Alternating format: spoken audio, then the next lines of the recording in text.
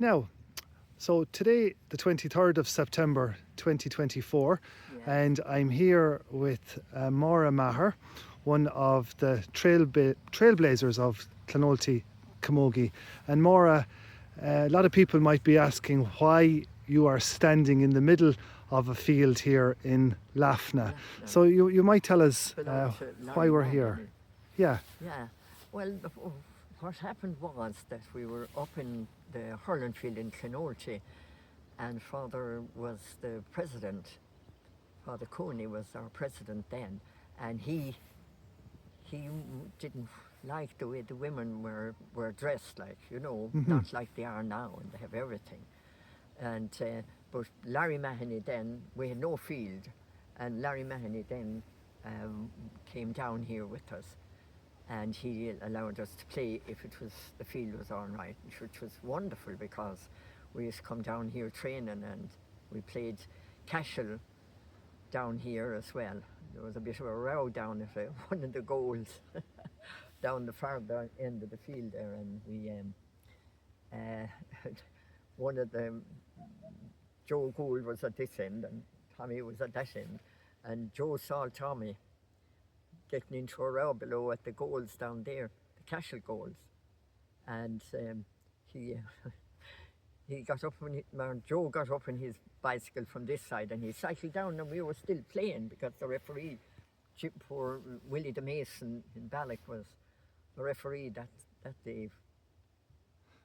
And Maura, that's Larry's house down here. That's Larry. Just the farmhouse down in the distance. Yes. It's what struck me is the field is small. Oh, it is. Yeah. But that's all we had. Like, we couldn't afford that time to rent a field or.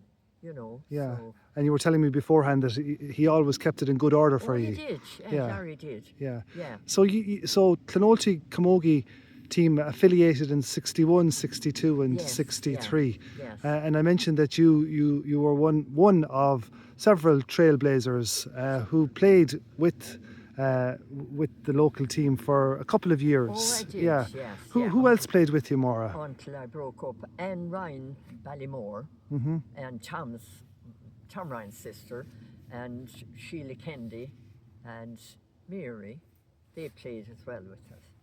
She was on the team, and who else now was on the team at that time? I really must go down to Sheila Kendi in Golden and see if she has a photograph or anything. Yeah. Sheila might have kept it.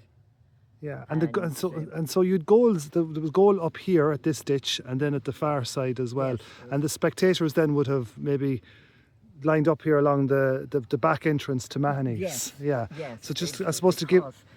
They couldn't. The field was so small, like. Yeah. So supposed to give people a bit of context. There's the gate out onto the road that'll bring you from Rouen into Laffana and down to Milltown Bridge, and. Yeah, you mentioned, I suppose, that you were in essence banished from the field in Corbally down to here. That's right, yes. And things were different, I suppose, a heavier ball. And you mentioned as well, you still go to a lot of the Camogie games, just like even they don't wear shin pads nowadays, but you did then. No, Yeah. we did, We always Probably necessary, was it? We wore socks, like, and the socks came up like the hurlers, to your knee or any of them. But we always had the shin guards, we used to call them. Yeah. Shin guards. And it was mostly on the ground, the hurling, was it? Oh, well, it was more rough than that they're playing now. Okay. In what regard? Well, they'd pull at you, and that's why we had to wear, the shin guards, because, I suppose they were afraid that we'd get broken leg or something like that. Yeah. Did you get any injuries yourself? No. Okay. Never got anything. And a fair bit of rivalry between, say, Cashel, Borlahan, and yourselves. Borlahan and ourselves. Yeah, and they would have come up here. They'd have travelled up. They'd have come up. Yeah. Yeah. So they were down in the field there, as you know, below Borlahan. Where? In Borlahan, their field at that time.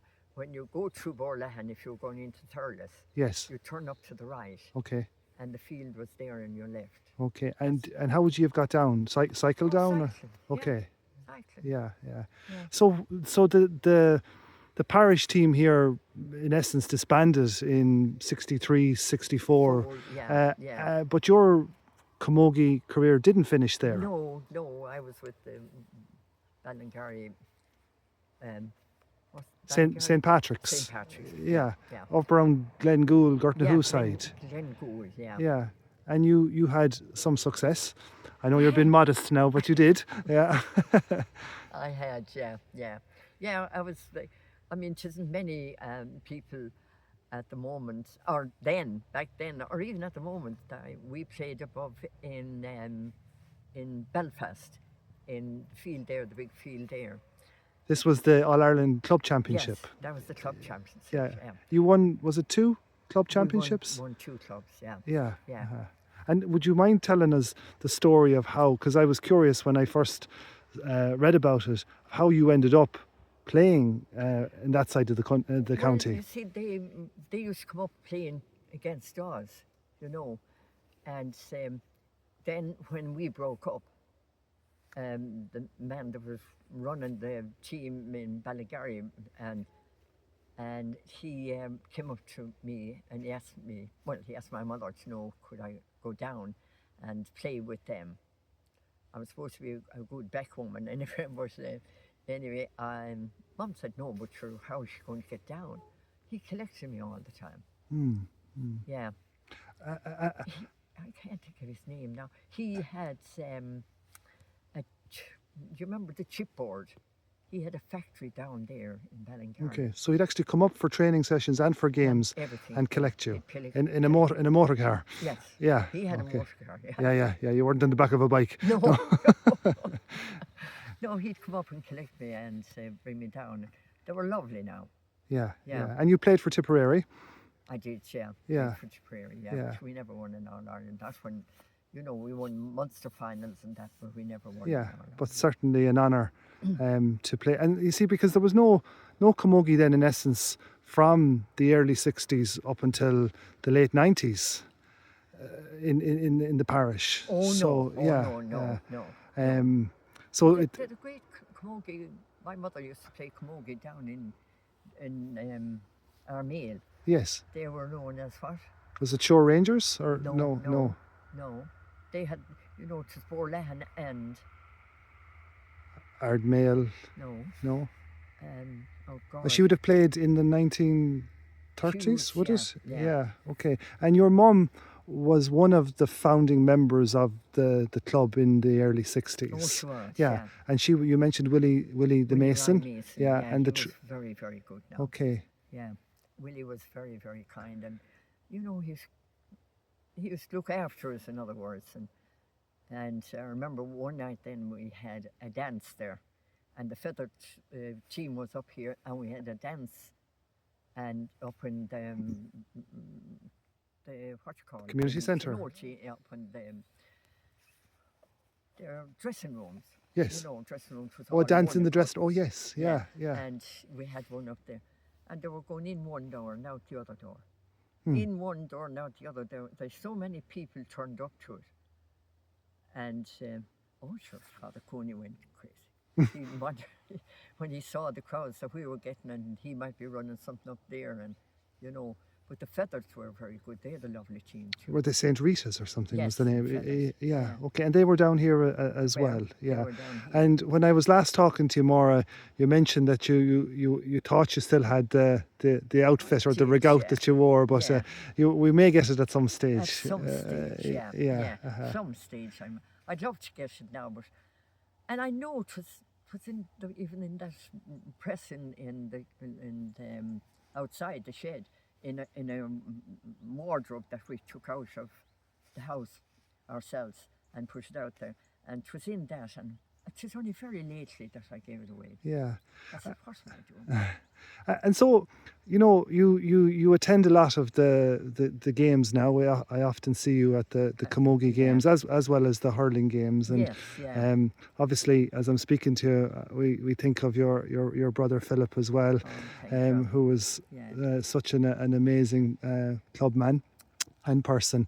But tell me, what differences do you see now, just between camogie back when you played, both with Clonoulty and laterally with St. Patrick's. Yes. And now?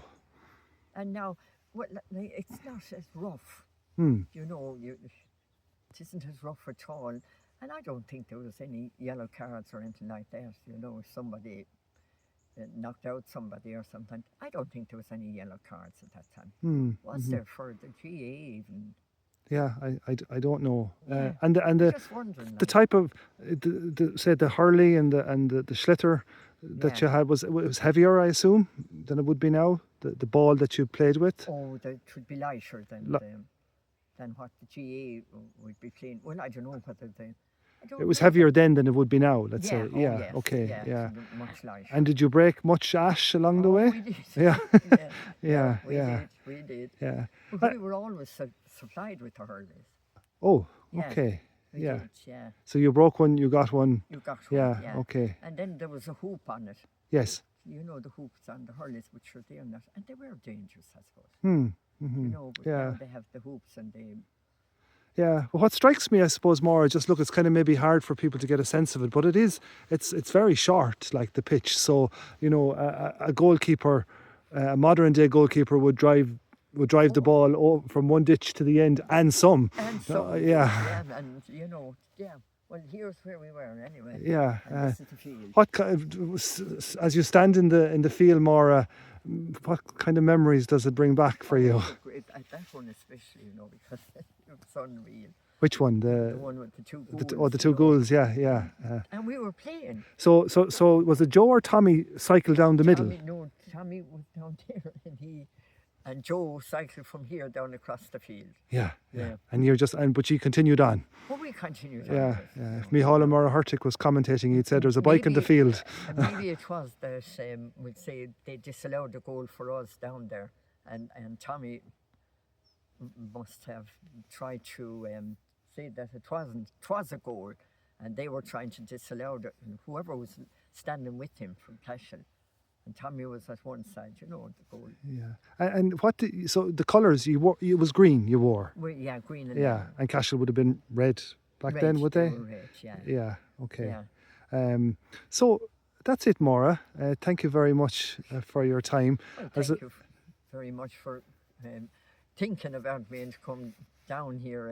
And the only thing I'm sorry about now that I have no...